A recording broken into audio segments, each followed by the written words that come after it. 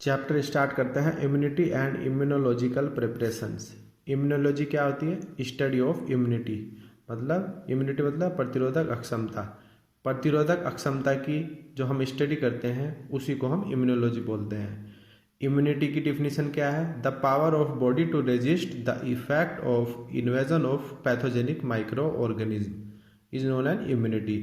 मतलब pathogenic micro organism जो कि डिजीज प्रोड्यूस करते हैं, डिजीज प्रोड्यूसिंग माइक्रो ऑर्गेनिज्म के इफेक्ट से लड़ने की जो बॉडी की पावर होती है उसी को हम इम्यूनिटी बोलते हैं। फैक्टर रेस्पॉन्सिबल फॉर इम्यूनिटी, दो फैक्टर हैं, फैगोसाइटोसिस और एंटीबॉडी फॉर्मेशन। फैगोसाइटोसिस देख लेते हैं। It is defined as the injection of micro organism by some cells by which micro organism become harmless. Phagocytosis को आप समझ लीजिए सिंपल लैंग्वेज में कि जो हमारी बॉडी की जो सेल्स है वो माइक्रो ऑर्गेनिज्म को खा लेती है। इंजेक्शन मतलब खा लेना। अब देखिए क्या होता है, injection of micro organism by some cells. हमारी बॉडी की कुछ सेल्स हैं जो कि माइक्रो ऑर्गेनिज्म को इंजेस्ट कर लेती है, खा लेती हैं, जिससे कि वो माइक्रो ऑर्गेनिज्म हार्मलेस हो जाता है, मतलब डिजीज प्रोड्यूस नहीं कर सकता। कौन कौन सी सेल्स है वो हमारी बॉडी की जो जिनकी वजह से फैगोसाइटोसिस होता है, या कह सकते हैं सेल्स को जो है वो सेल्स जो कि माइक्रो ऑर्गेनिज्म को खा लेती है, इंजेस्ट कर लेती है। और WBC और दूसरी है cells of reticulo endothelial system, RES system. इस सिस्टम के अंतर्गत कौन कौन सी सेल्स होती है? जैसे लीवर के अंदर कुफर सेल्स होती है, ब्रेन के अंदर माइक्रोग्लिया सेल्स होती है, और माइक्रोफेजेज सेल्स जो इंटेस्टाइन में होती है और अदर टिश्यूज में होती है, वो सब फैगोसाइटोसिस कोज करती है। सेकंड जो फैक्टर है इम्यूनिटी के लिए रेस्पॉन्सिबल, एंटीबॉडी प्रोडक्शन। फैगोसाइटोसिस के अतिरिक्त besides phagocytosis body also produce antibodies which destroy pathogenic micro organism and their toxins. तो जो माइक्रो ऑर्गेनिज्म है और जो उसके टॉक्सिन्स हैं जो माइक्रो ऑर्गेनिज्म रिलीज करता है उनको डिस्ट्रॉय करती है एंटीबॉडीज। तो ये भी एक तरह से इम्यूनिटी प्रोड्यूस करेगी। एंटीबॉडीज क्या होती है? Antibodies are the substance formed in the body due to stimulation of antigen. Antigen जब आता है तो हमारी बॉडी की कुछ सेल्स हैं उनको स्टिमुलेट करता है, जिससे कि एंटीबॉडी प्रोड्यूस होती है। फिर कभी बहुत दिनों बाद जब वो दोबारा से इन्फेक्शन होता है, तो जैसे सपोज किसी बैक्टीरिया से इन्फेक्शन है तो उसके अगेंस्ट एंटीबॉडी बन रखी है, तो वो एंटीबॉडी उस बैक्टीरिया से लड़ेगी और डिजीज प्रोड्यूस नहीं होने देगी। तो ये दो फैक्टर हैं, फैगोसाइटिस और एंटीबॉडी प्रोडक्शन, जो कि इम्यूनिटी प्रोवाइड करती हैं। अब देखिए नेक्स्ट है टाइप्स ऑफ इम्यूनिटी। ये बहुत आता है एग्जाम में। इसमें देखिए इम्यूनिटी दो टाइप की होती है, नेचुरल इम्यूनिटी और एक्वायर्ड इम्यूनिटी। नेचुरल मतलब प्राकृतिक, गॉड गिफ्टेड, और सेकंड है एक्वायर्ड इम्यूनिटी जो कि हम प्राप्त करते हैं किसके द्वारा? एंटीबॉडीज प्रोडक्शन के द्वारा। अब देखिए natural immunity species, races, individual, age, ये तो आप कर ही लोगे या मैं आगे डिटेल में बताऊंगा।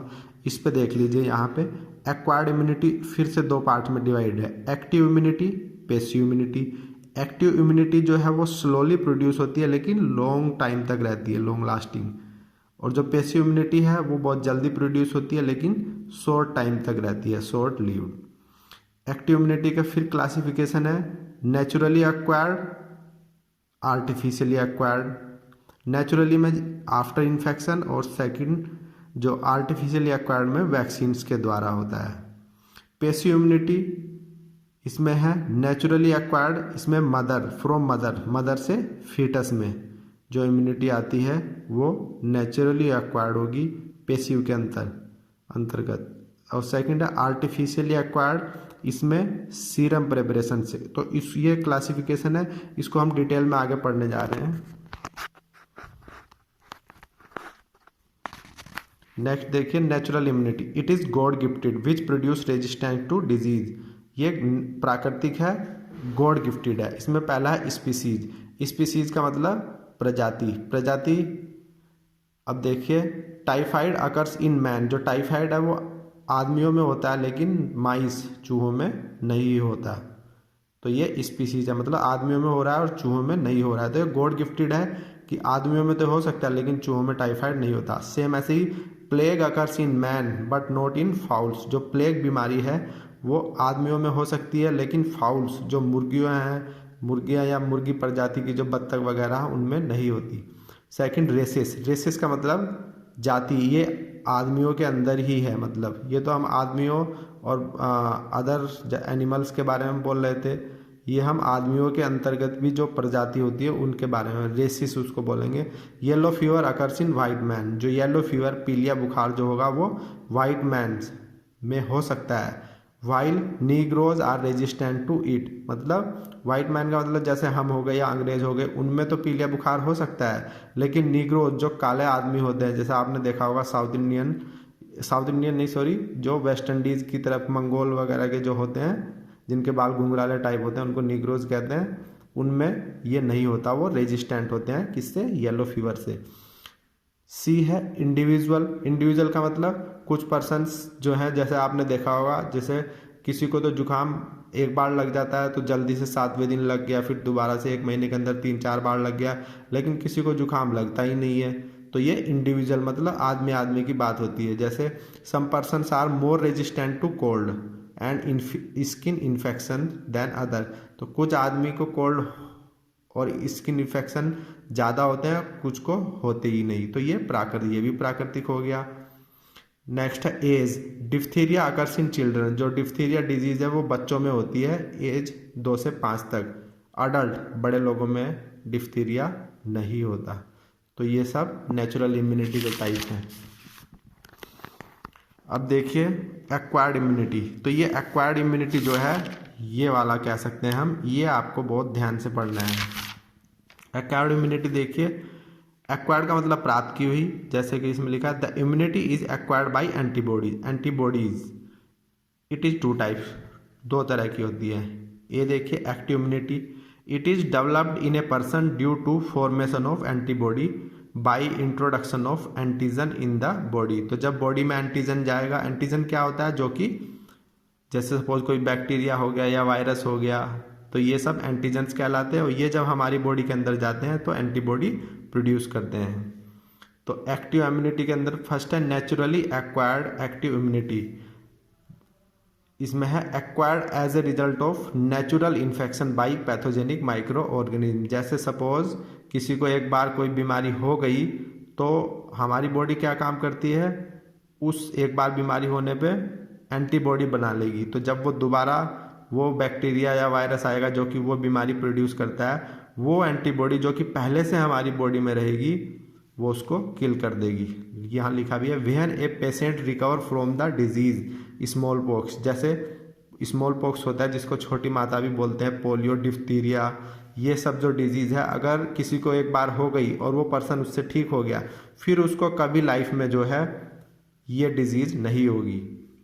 When a patient recover from the disease smallpox, polio, diphtheria, he or she become immune whole life to these disease। तो उस पर्सन को होल लाइफ, पूरे जीवन में कभी ये सब बीमारी नहीं होगी। क्यों? क्योंकि इन सब के अगेंस्ट जो एंटीबॉडीज़ है वो हमारी बॉडी में प्रेजेंट रहेगी। जैसे सपोज पोलियो का वायरस दोबारा से आएगा तो वो एंटीबॉडीज़ पोलियो वायरस से लड़ेंगी और उसको वहीं पे किल कर देगी, पोलियो नहीं होने देगी। सेम ऐसे स्मॉल पॉक्स और डिफ्थीरिया के केसेस में है। Second, artificially acquired active immunity acquired by introduction of vaccines और टॉक्सोइड्स।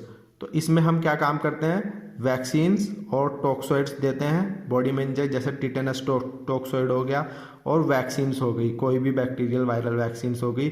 जब हम बॉडी में देंगे तो वो क्या काम करेगी, एंटीबॉडी बना लेगी और हमको लॉन्ग टाइम तक उससे प्रतिरोधक अक्षमता उस डिजीज से देगी। When vaccines are introduce in the body it stimulate body to produce antibody. जब हम वैक्सीन बॉडी में देंगे तो एंटीबॉडीज बनेगी and the person become immune to that disease. जो पर्सन है वो उस डिजीज से इम्यून हो जाएगा, मतलब उसको वो डिजीज नहीं होगी। तो ये जो दोनों है, दोनों टाइप एक्टिव इम्यूनिटी के हैं। एक्टिव इम्यूनिटी क्या होती है, जो कि लॉन्ग टाइम तक रहती है और देर से डेवलप होती है। क्लासिफिकेशन में मैं पीछे बता चुका हूँ। अब देखिए passive immunity, it is acquired bye introduction of readymade antibodies in the body. इसमें हम क्या काम करते हैं, जो एंटीबॉडीज है वो रेडीमेड होती है, मतलब पहले से बनी बनाई होती है।